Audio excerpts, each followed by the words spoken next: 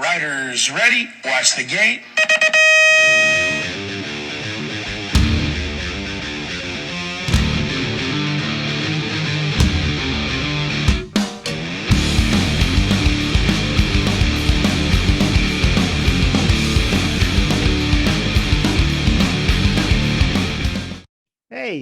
Hey, welcome to the Dirty Knobs podcast. I'm your host, Hollywood Mike Miranda. My co-hosts are my brothers in VMX, EC Eric Carter and JV James Vicente. Hey man, thanks for joining our adventure. I'm sure you're going to enjoy it. You're going to crack up just like we do. And really, hey man, this is really just about us cracking up. So sit back, buckle up, and enjoy. There we go. Well, I just hit mine. Well, let's see what happens. But I don't see one for you. You know, I went into the settings and it didn't say anything about. I did zero prep. No, I know we have topics. I did nothing. Hey, Hollywood, you know when you're editing, you can, well, I don't know what program you're editing in, but you can split the audio. If you're not careful, you're going to have the job of editor. So you better stop suggesting. Editor, just watch out. You taught me that. I don't know what I'm doing. Hey.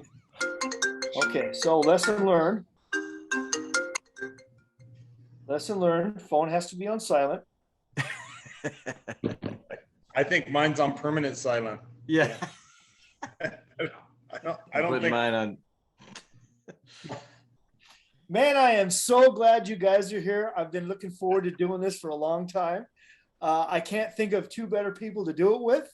I can't think of two more entertaining people or two people that make me laugh till I piss my pants all the time. So I'm so excited to do this.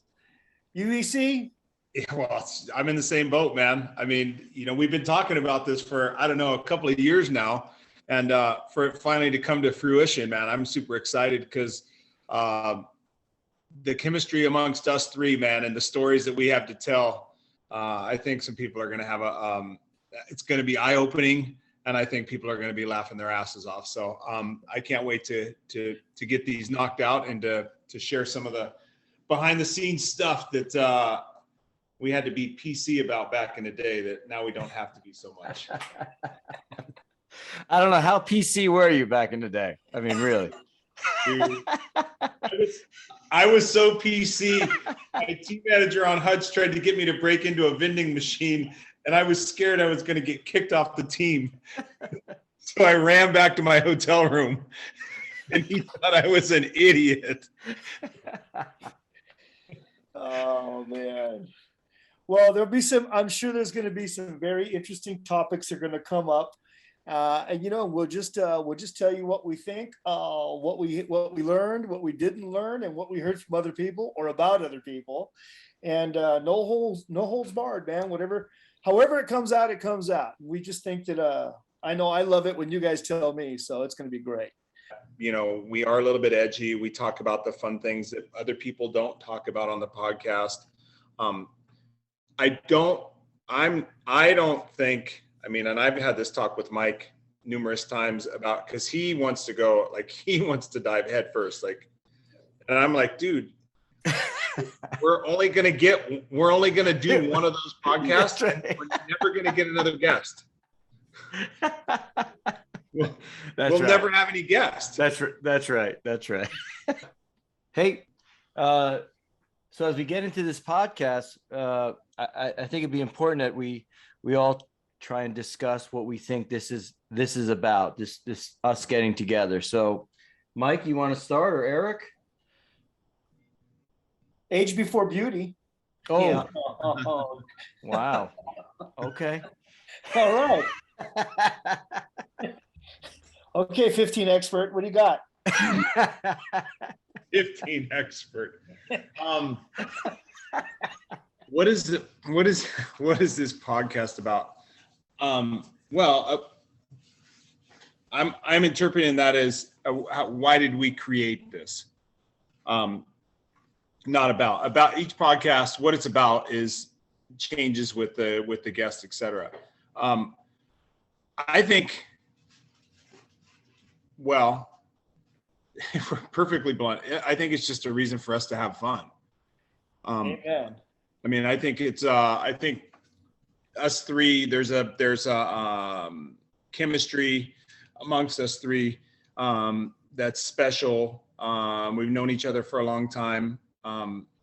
We have inside jokes. We have stories.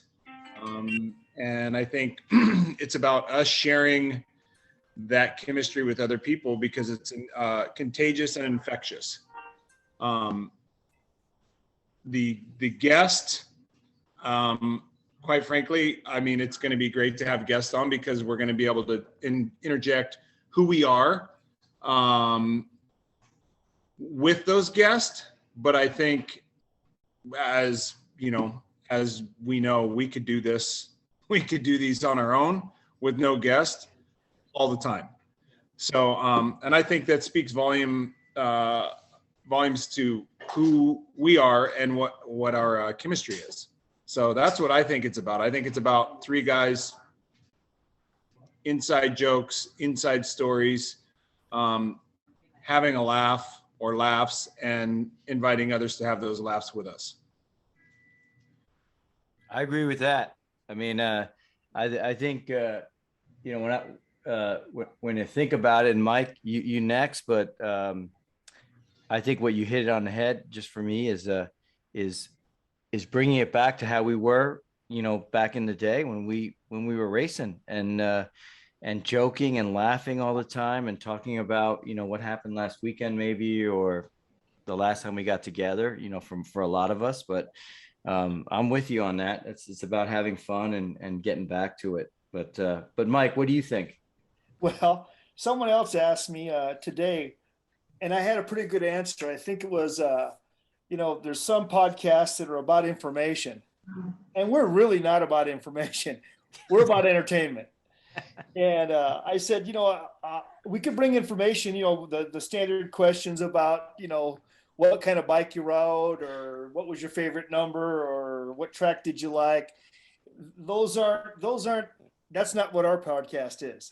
We're about telling you the things that you would never, ever have a chance to hear, to bring you the behind the scenes, the down low, the backstories, but really the dirty knob stories that you would never get a chance to hear unless you were in that rental car with us, or you were standing in line waiting to get arrested with us, or you were standing next to the rental car that was on fire, staying there with us. So that's what I think this podcast is about bringing that to everyone that might be interested. Or oversleeping in the hotel and Eric's mom calling up and wondering if we got to the track and we're in bed. Something like that. That's what I'm talking about. That's what the dirty knobs are all about. You've never driven a motorhome faster than when you run from the cops trying to get to the state line. With a giant hole duct taped closed in the windshield from the very first day we got the motorhome. Yeah, those are the kind of stories. That's the kind of thing that the dirty knobs are all about. Yes. Hey, my brothers.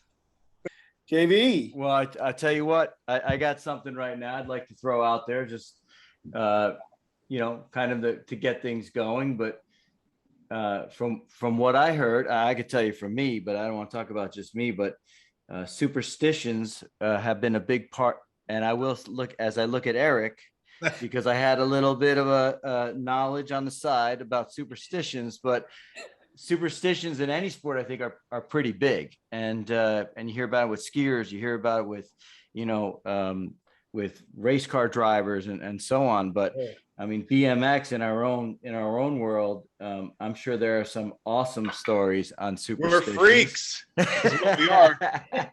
Let's be honest, JV, we're freaks.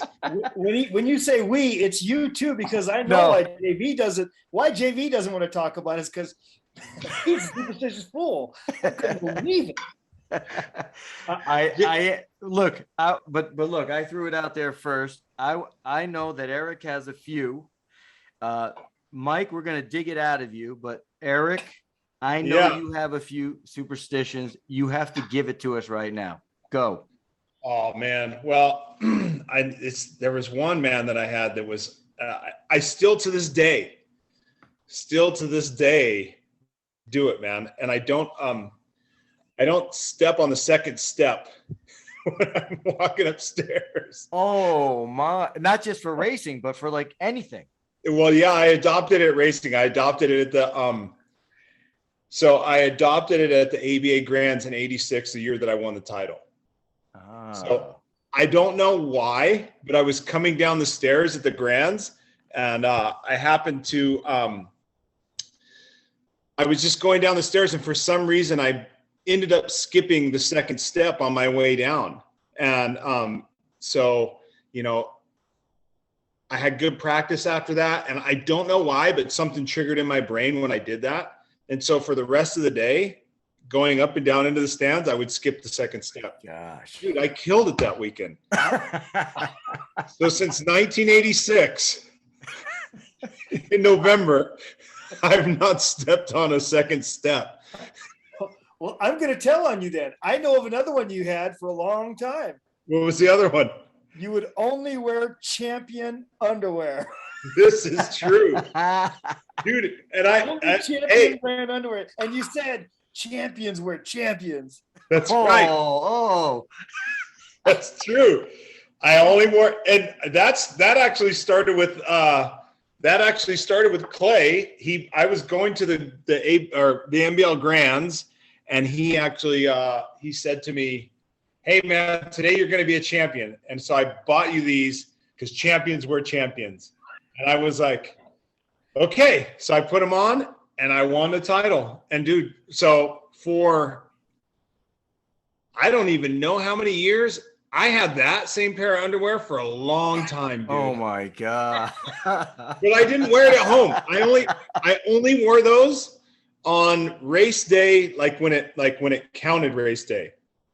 And then they were a blue pair. And so for a while, I only purchased blue Champion underwear. Crazy. You remember Woody Woodruff? Yes. Designer of the Reach bicycle. Yes. Also, teammate, by the way, another thing he has in common with the three of us, CW teammate. There you go. He too was a CW sponsored rider. He was one of the craziest superstition he had. We were at a race one time and I saw him he put on his socks, and then he pulled out this ratty old tube socks that had holes everywhere, and they looked like they were 100 years old. They looked like Sean Texas's condom. And he put them on his feet. He put them on his feet, and I go, "What's that, dude?" He goes, "What do you put doubling up for?" And he goes, No. These are my lucky socks. And I was like, "Oh, all right." Just put on his little lucky socks. The next day, he had another pair of the same type of socks, ratty old different colored bands. And he says, "Oh yeah, those were my Friday lucky socks. These are my Saturday lucky socks." Wow. And he had one for each day. And each day they were worse than the ones before. And he had them for years. It's gross. Dude, I had certain things I had to do with my gloves, my hands. I had to do those things. It's just, I don't know. And I don't, I look back on it now, and as I've gotten older, and I'd like to say wiser, but I'm not wiser. But as I start to realize how crazy that stuff is, it's crazy that stuff, but I still do it, right? I still skip the second step. I was going to say, is it crazy? Maybe. I know Mike thinks everything is totally crazy on the superstition, but I tell you what, there has to be something, Mike, that you are superstitious about. Gotta be. Well, no, I'm not. The only thing I think is crazier than EC wearing the same underwear for all these years is JV. I know one of your superstitions because I saw it grow over the years. Yeah, you did. You did. JV would have to have a sticker, a store. I don't know how did it start. I know what yours is. How did it start, dude? Out of control. God, you know what? I don't know how it started. So it had to do, Eric, it had to do with stickers that were underneath my neck pad. Really? Yeah, and I had to have, so this was, I had a certain amount of stickers. I mean, just remember one was a thruster sticker. But it was like, I don't know, five or so stickers. No. Well, maybe when you started. It couldn't have been like a book in there. I mean, it was Wait. it was a handful of stickers. Let's put it this way. That had to be in a certain order.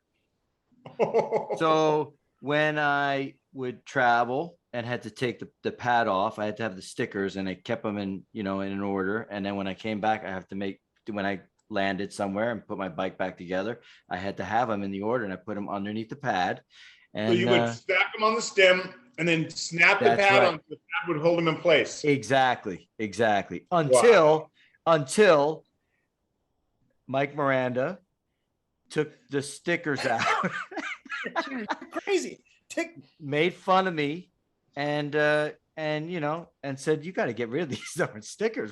What are you doing? And it was like the Velcro that was holding that stem pad on was just hanging on for dear life because it could barely get over all the stickers. But I succumbed to the peer pressure.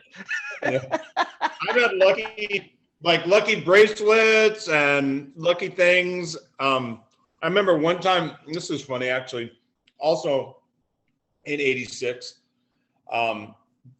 she wasn't my wife at the time, but she's now my wife, but she was my girlfriend then.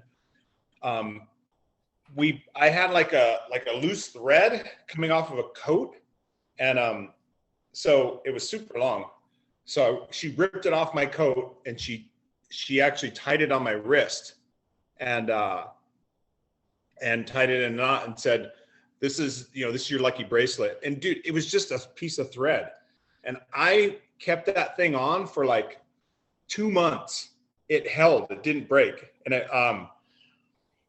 it broke in the first turn in the 16 and over open main when I wrecked Mike King. Oh man, it broke off. Yeah, he was high-lowing, and I saw him getting ready to high-low, and he was going to go through. He was going to cut through, and he was probably going to get. He probably was going to get through and probably get the win, and I just couldn't let him do that. So I just jumped inside and crushed him and T-boned him. When he was high-lowing, we both blew up. So it wasn't his lucky bracelet either. And he grabbed that bracelet on the way down. No, but it broke off, and when I got up, I looked on the ground and I saw it and I picked it up. Oh God. Dude. I have no superstitions at all. Never had them. Never had, not a one. I don't buy it. I'm going to tell you, this is not a superstition. It was a habit. I did the same behind the gate stretch always. And when EC talked me into racing mountain bikes after 30 or 40 years off, I started behind just before it was my time to go. I did the exact same stretch, same little stretch routine. That wasn't a superstition. Because you felt that you wouldn't do well if you didn't do that? No, not at all. I just knew that that's what you're supposed to do. You got to stretch before you race. That's it. You're hiding your superstition in exercise and warm up. That's what you're doing. Gotta be. That's what that is. Gotta be. I ate oatmeal the morning of the race. Is that superstitious? That's because it didn't make me fast or slow or whatever. It's just what I ate. I mean, did they serve eggs or any of that other stuff wherever you went? I didn't. I was just ate oatmeal because you could never get sick off oatmeal. You eat oatmeal. It's just. I just remember my dad saying, "It sticks to your ribs." I don't know what that means, but hey, you know, there is nobody more superstitious than my mom. Yeah. Really? Crazy.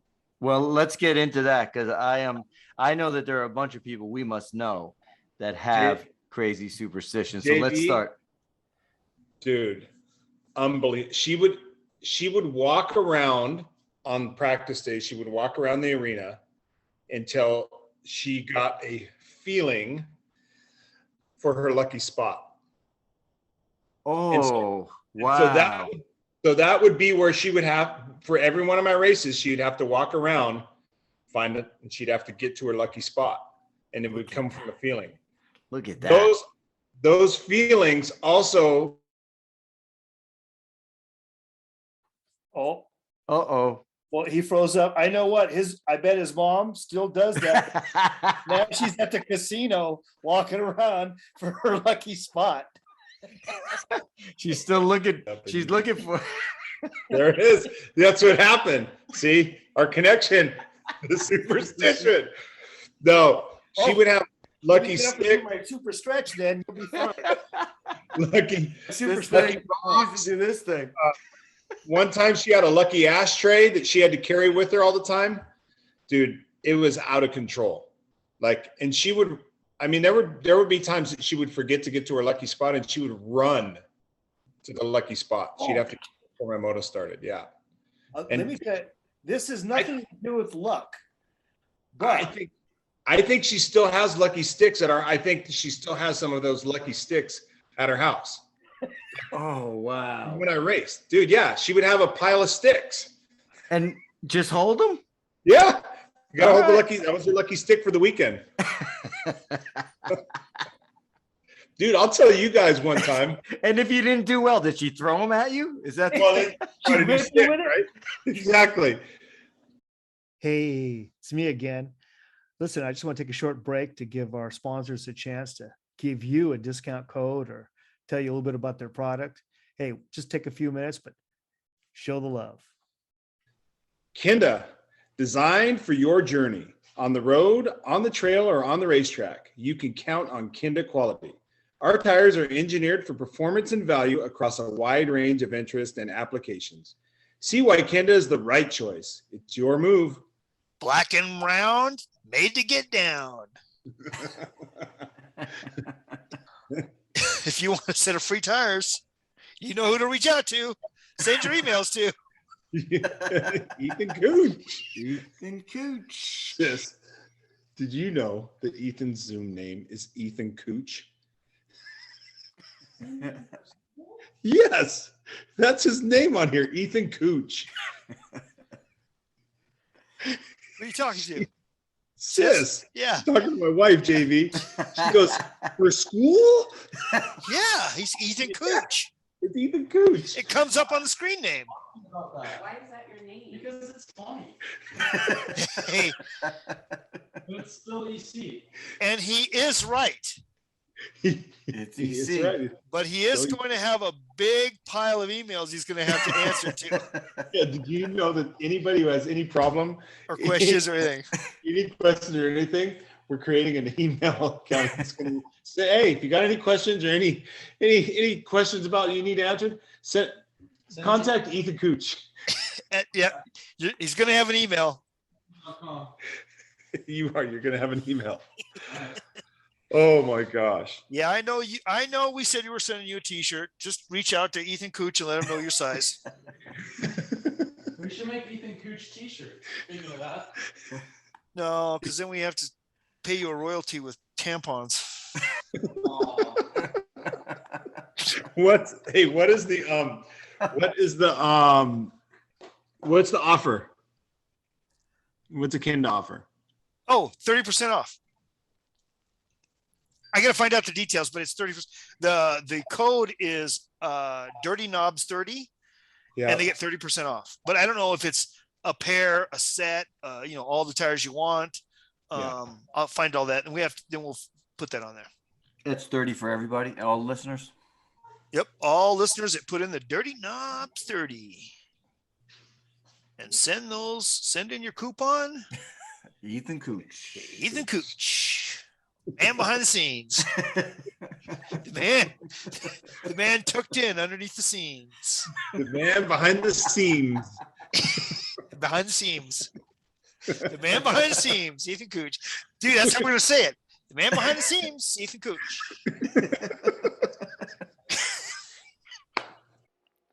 Imagine how bikes can lead to a healthier, more connected world. Bikes set us apart, free to explore and move and experience our relationships with people and places like nothing else can. At Ceres, we don't just imagine a more bikeable world, we're all in, making it happen. Check it out at ceres.com. Velocity Bike Park. It's the premier bike park for riders in the Temecula area and all over Southern California. With 25 miles of world-class trails, obstacles, flow track, and races for mountain biking, gravel biking, and BMX. Velocity Bike Park, part of the KOA family. ODI Grips, the world leader in grip technology, home of the lock-on grip system. Check them out over at www.odigrips.com. Mega Design Group is a full-service marketing firm. They handle everything from logos to advertising to packaging. Having over 25 years experience in the print and marketing fields, they can handle any hurdle. Check it out at megadesigngroup.com. Cool Stop Brake Pads. High performance bicycle brake pads since 1977. Check them out at coolstop.com. That's KOOLSTOP.com. Amy Grips is dedicated to using all of its manufacturing strengths, including engineering, research, and development, to successfully prepare for future growth while demanding that the quality of its products provide consumers with complete satisfaction. Making grips since 1974. Check them out at amegrips.com. I am Oh, wow. recording. Look at that. Hey, I heard that. straight to it, huh? Bang zoom. I'm just Dude, using, you just gonna be practice.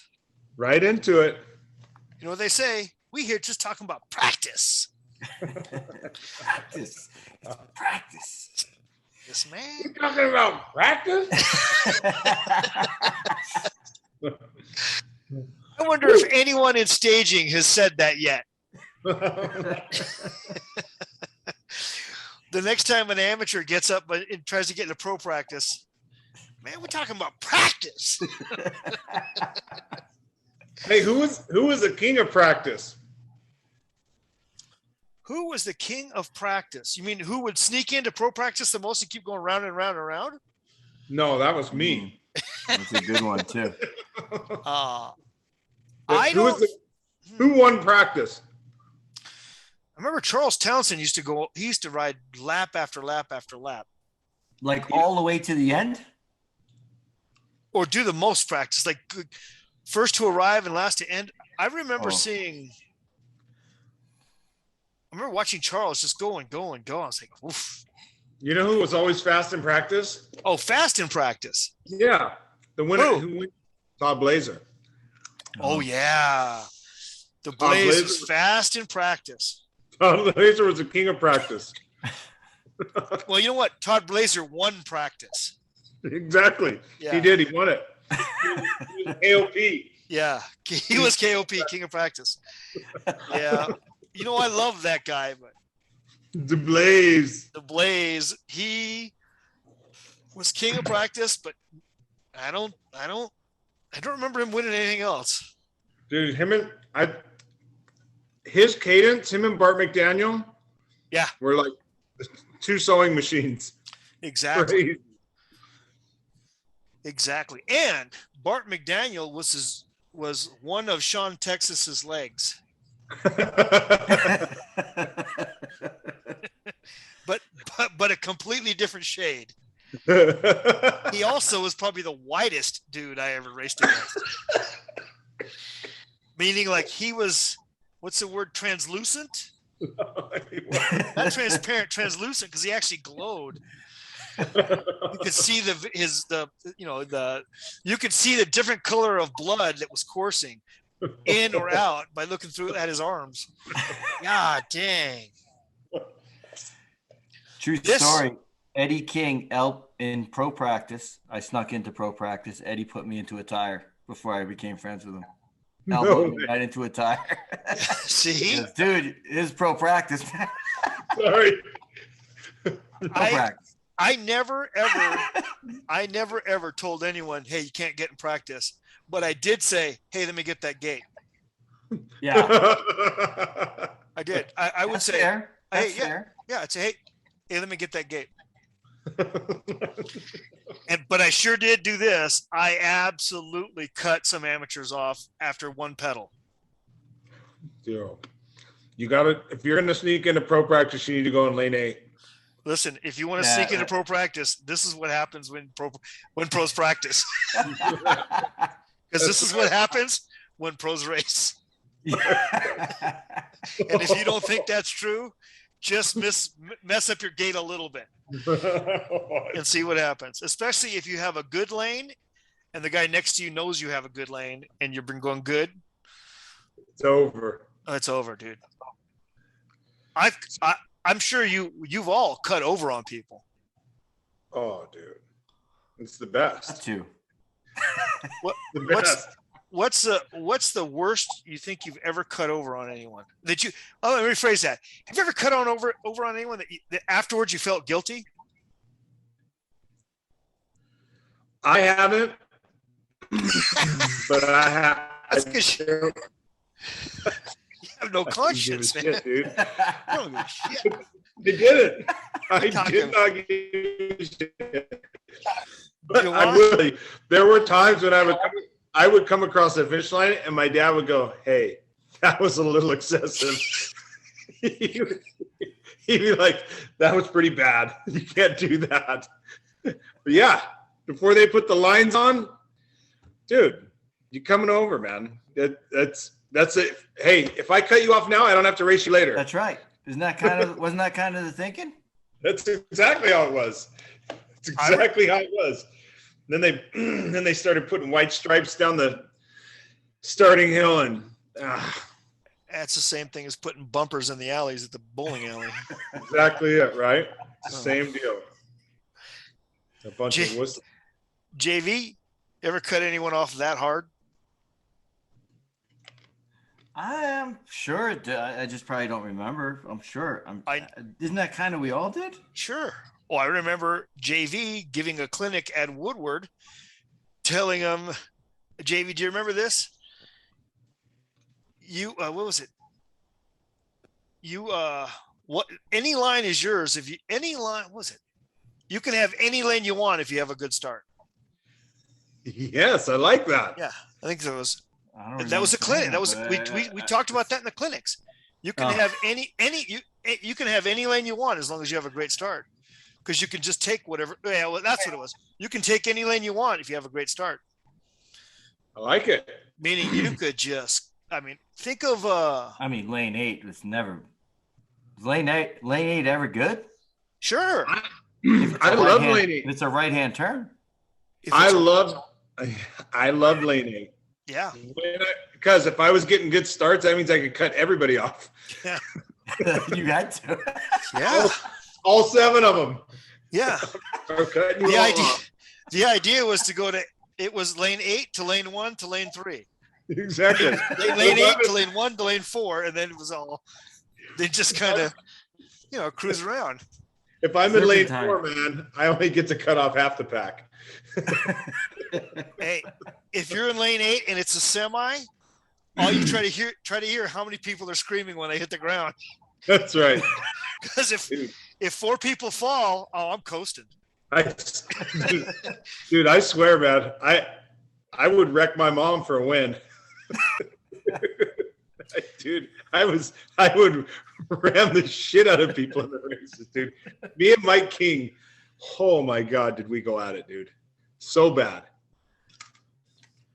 See, I am going to tell you a story, not now, but we're online. I'm going to tell you a story about James's feet. Dude, that was a long time ago. Stop. Dude, he was the vinegar on the fish and chips, wasn't he? Oh, man. Brother, it was bad.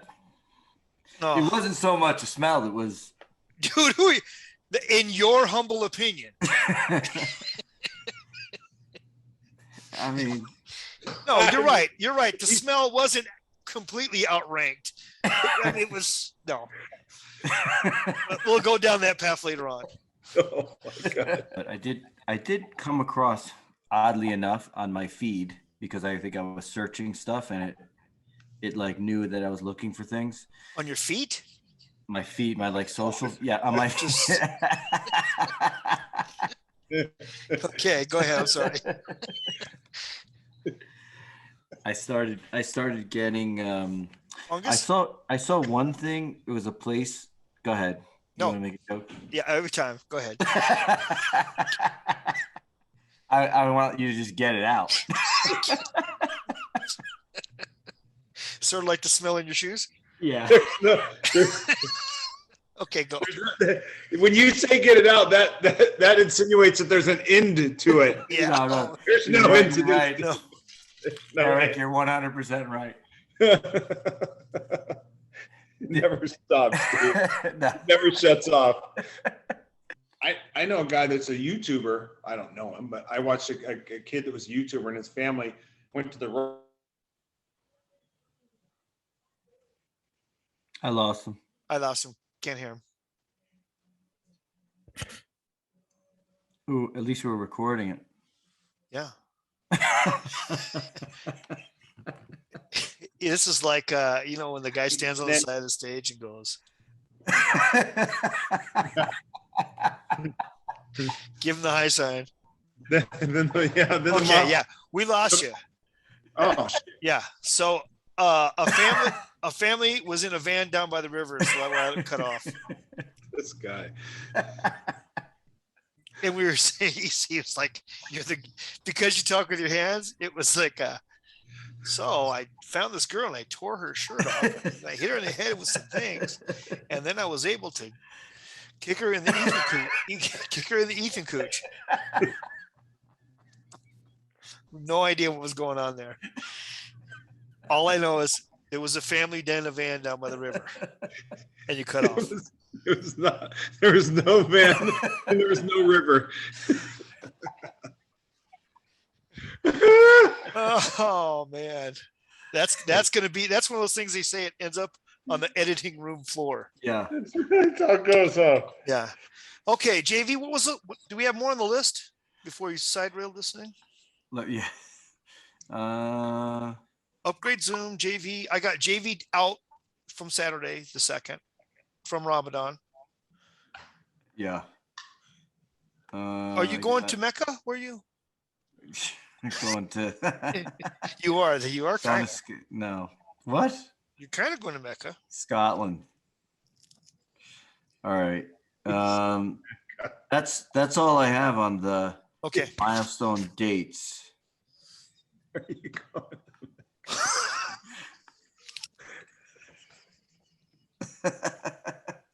God. Never stops. Never It stops. Doesn't- Nope. Hey, you have JV. You've got to keep us on track. You have got to ask real smart questions. We're fucking idiots. And I'm gonna do my best to keep the idiotic show going. The idiot show going.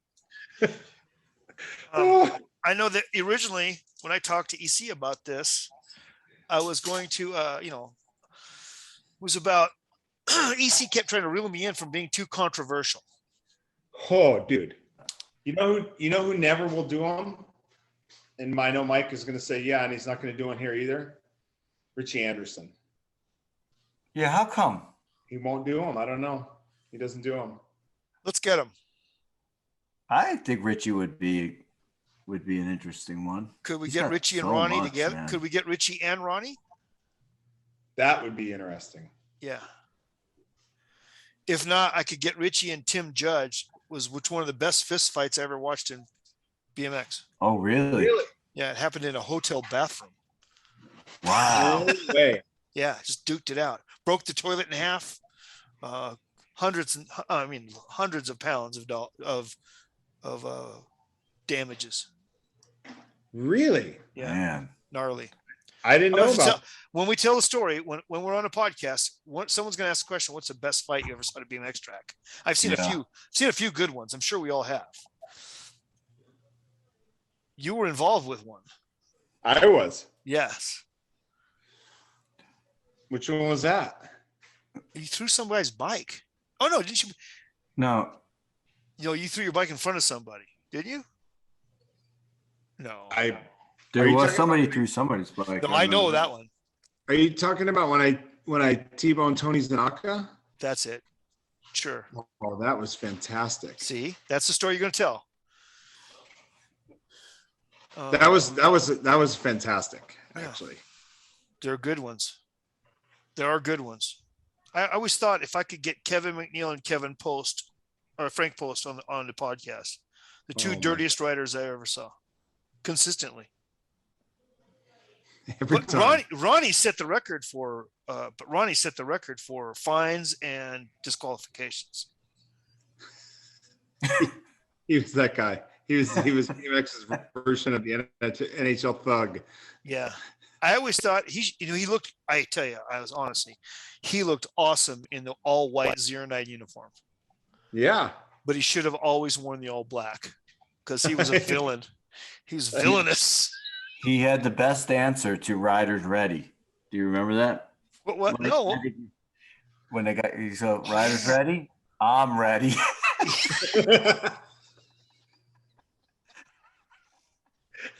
I love it. That's the best. Oh, it's so good.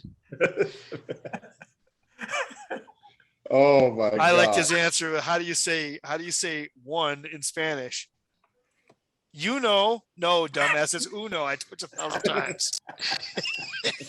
Oh shit. That's how it goes. All right, boys.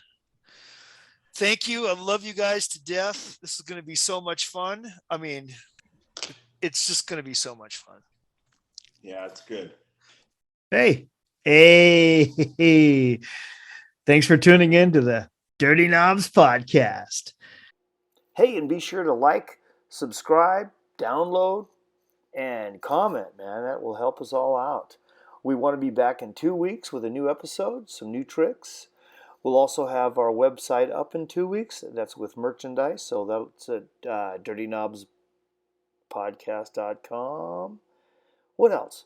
Hey, I do want to say one more thing to you guys. We really appreciate you guys giving us any comments. If you have any questions, you can always reach out to us. It's going to be dirtyknobspodcast@gmail.com. We also have Facebook and Instagram. Same thing, dirtyknobspodcast.com. And listen, this week we're going to talk about our friends. We want to give a shout out to our friends over at Big Bike BMX. That's the podcast of the week for us.